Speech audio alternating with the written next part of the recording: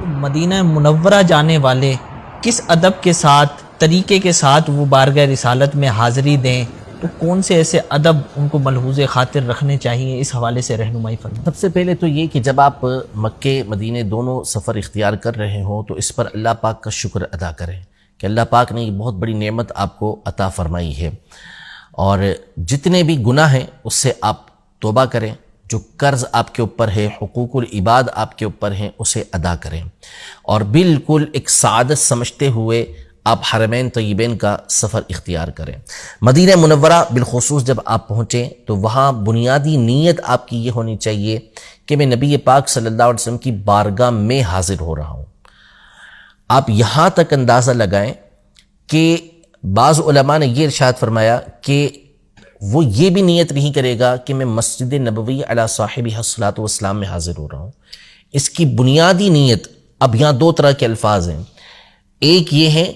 کہ وہ نبی پاک صلی اللہ علیہ وسلم کی قبر انور کی زیارت کے لیے آ رہا ہے، اور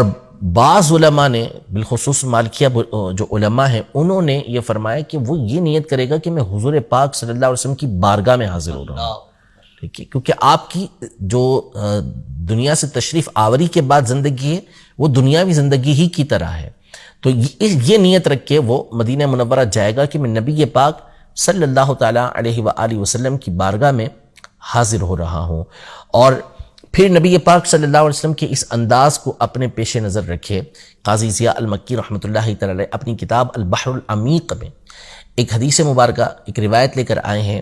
کہ نبی پاک صلی اللہ تعالیٰ علیہ وآلہ وسلم جیسے جیسے مدینہ منورہ کے قریب ہوتے جاتے آپ کا کھلا ہوا مبارک چہرہ اور کھلنا شروع ہوتا تھا، خوشی کے آثار اس میں بڑھتے تھے۔ اسی لیے علماء نے فرمایا کہ جیسے جیسے مدینے کے قریب ہوتا جا رہا ہو اس کا ذوق بڑھتا جائے۔ اب یہ سارا اس صورت میں ہوگا کہ آپ کو ایک تو خاموشی اختیار کرنا ہوگی، فضول جو آپ عادت ہوگی بولنے کی اسے ترک کرنا پڑے گا، پھر اس کے بعد آپ نعتیں سنیں، جو خوشگلو اچھی آواز والے نعت خواں ہیں ان کی آواز میں آپ مدینہ منورہ سے متعلق نعتیں سنیں۔ پھر جب مدینہ منورہ پہنچیں تو بالکل اطمینان کے ساتھ نیا لباس پہن کر، غسل کر کے، عطر لگا کر اور اچھا امامہ پہن کر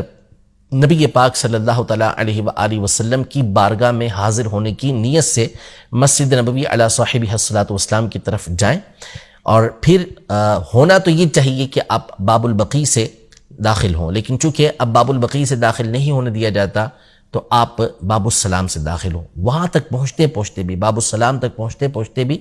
آپ کے دل میں ایک ذوق ہو، شوق ہو کہ آپ نبی پاک صلی اللہ علیہ وسلم کی بارگاہ میں حاضر ہو رہے ہیں۔ پھر اس کے بعد جب آپ مسجد نبوی علی صاحبہ الصلاۃ والسلام میں داخل ہونے لگے تو سیدھا قدم اندر داخل کریں، اعتکاف کی نیت کریں۔ بڑی خوبصورت مسجد نبوی علی صاحبہ الصلاۃ والسلام بنی ہوئی ہے، اس کا ایک جانب جو ہے وہ قدیم جو فن تعمیر ہے اس کا شاہکار ہے،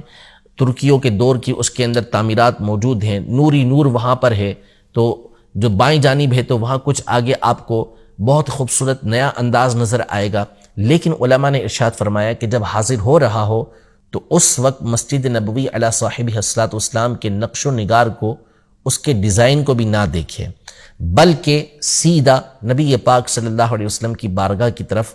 سفر اختیار کرے، جانا شروع کرے، حتیٰ کہ درمیان میں اگر کوئی جاننے والا ملے تو اس سے ملے بھی نہ، اور ملنا ضروری ہو تو مختصر سلام کر کے پھر اس سے آگے بڑھ جائیں۔ جب آگے بڑھتے ہیں تو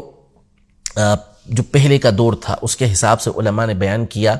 کہ الٹے ہاتھ پر چونکہ اب ریاض الجنہ آئے گا تو اس وقت کوئی اتنا مسئلہ نہیں ہوتا تھا، تو وہ یہ تھا کہ یوں بیان کیا کہ اگر آپ کا ذوق اجازت دیتا ہے، کیونکہ بندہ جب عشق میں ہوگا، ذوق کے اندر ہوگا تو اس کی تڑپ ہوگی کہ بس جلد سے جلد نبی پاک صلی اللہ علیہ وسلم کی بارگاہ میں حاضر ہو جاؤں، مواجہ اقدس کے سامنے، سنہری جالیوں کے سامنے حاضر ہو جاؤں۔ تو فرمایا کہ اگر آپ کا ذوق اجازت دے تو آپ پھر 2 رکعت ادا کر لیں،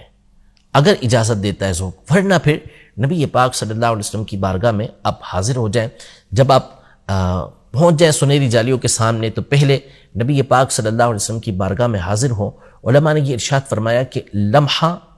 وہ لمحہ ہونا چاہیے کہ بندے کے دل سے 2 جہاں نکل چکے ہوں، صرف اس کی دل کے اندر نبی پاک صلی اللہ علیہ وسلم کی ذات گرامی موجود ہو، یہاں کھڑے ہو کر وہ نبی پاک صلی اللہ علیہ وسلم کی بارگاہ میں سلام عرض کرے۔ اور معتبر کتابوں کے اندر یہ لکھا کہ یقف کما یقف فی الصلاۃ، ایسے کھڑے ہو جیسا کہ نماز کے اندر کھڑا ہوتا ہے، اور اس بات کا اعتقاد رکھیے کہ نبی پاک صلی اللہ علیہ وسلم مجھے ملاحظہ کر رہے ہیں، مجھے دیکھ رہے ہیں، اور یہ اعتقاد رکھے کہ آپ علیہ الصلوۃ والسلام کی زندگی اب بھی ویسی ہی ہے جیسا کہ دنیا سے پردہ فرمانے سے پہلے تھی۔ پھر جو اس کو وقت میسر ہو، جتنا وقت مل سکے، نبی پاک صلی اللہ علیہ وسلم کی بارگاہ میں پہلے تو سلام عرض کرے، اور جس نے اس کو سلام کہا ہے کہ نبی پاک صلی اللہ علیہ وسلم کو میرا سلام کہیے گا، تو پھر سلام اس کا بھی سلام پیش کرے، اور پھر جتنا موقع مل سکے اسے باادب کھڑے ہو کر، ہو سکے تو روتے ہوئے، نبی پاک صلی اللہ علیہ وسلم کی بارگاہ میں صلاۃ و سلام عرض کرے۔ جو اسے سیگے آتے ہیں، جس طرح کا درود پاک پڑھ سکتا ہے، اللہم صلی علی سیدنا و مولانا محمد، الصلاۃ والسلام علیک یا رسول اللہ، الصلاۃ والسلام علیک یا حبیب اللہ، جو اسے پڑھنا آتا ہے وہ نبی پاک صلی اللہ علیہ وسلم کی بارگاہ میں عرض کرے۔ پھر اس کے بعد اگر موقع ملتا ہے تو وہاں اپنی حاجتیں عرض کرے۔ امام محدث جزری رحمۃ اللہ تعالی، ابن جزری رحمۃ اللہ تعالی علیہ فرماتے ہیں کہ یہ وہ مقام ہے کہ اگر یہاں دعائیں قبول نہیں ہوں گی تو دعائیں قبول کہاں پر ہوں گی؟ دعائیں کرے نبی پاک صلی اللہ علیہ وسلم کی بارگاہ میں، ان سے عرض کرے، اور ان کا وسیلہ پیش کر کے اللہ پاک کی بارگاہ کے اندر عرض کرے، جو دل کے اندر تمنا ہے، شفاعت کی بھیک نبی پاک صلی اللہ علیہ وسلم سے مانگے۔ پھر اس کے بعد جو شیخین کریمین ہیں، حضرت ابوبکر صدیق رضی اللہ تعالی عنہ کا جو مزار مبارک کے ساتھ ہی ہے، وہاں پہ کھڑے ہو کے ان کو سلام پیش کرے۔ پھر حضرت عمر رضی اللہ تعالی عنہ کو سلام عرض کرے، پھر دونوں کے درمیان میں کھڑے ہو کے دونوں کو سلام عرض کرے، پھر نبی پاک صلی اللہ علیہ وسلم کو سلام عرض کر کے حتی الامکان کوشش کر کے الٹے قدموں یہ باب البقیع سے باہر کی طرف آپ آ جائیں، اور جاتے جاتے بھی جتنا ہو سکے درود و سلام پڑھتے رہیں، مڑ مڑ کے۔ اگر موقع نہیں ملتا کہ آپ جو ہے وہ الٹے قدموں جا سکتے ہیں، کوشش کریں گے تو کوئی مشکل کام نہیں ہوگا، لیکن بار بار نبی پاک صلی اللہ علیہ وسلم کی قبر انور کو دیکھتے رہیں، حسرت کے ساتھ دیکھتے رہیں، شوق کے ساتھ دیکھتے رہیں۔ اس طرح جب آپ حاضری دیں گے تو انشاءاللہ تبارک و تعالی آپ کا ذوق بھی برقرار رہے گا، اور پھر جتنا آپ کا ذوق ہو سکے بار بار نبی پاک صلی اللہ تعالی علیہ وسلم کی بارگاہ کے اندر حاضری دیں، ورنہ کم از کم اتنا ہو کہ ہر نماز کے بعد ایک مرتبہ آ جائیں مسجد نبوی علی صاحب الصلاۃ والسلام، اور پھر نبی پاک صلی اللہ علیہ وسلم کی بارگاہ میں حاضر ہو کر سلام عرض کریں۔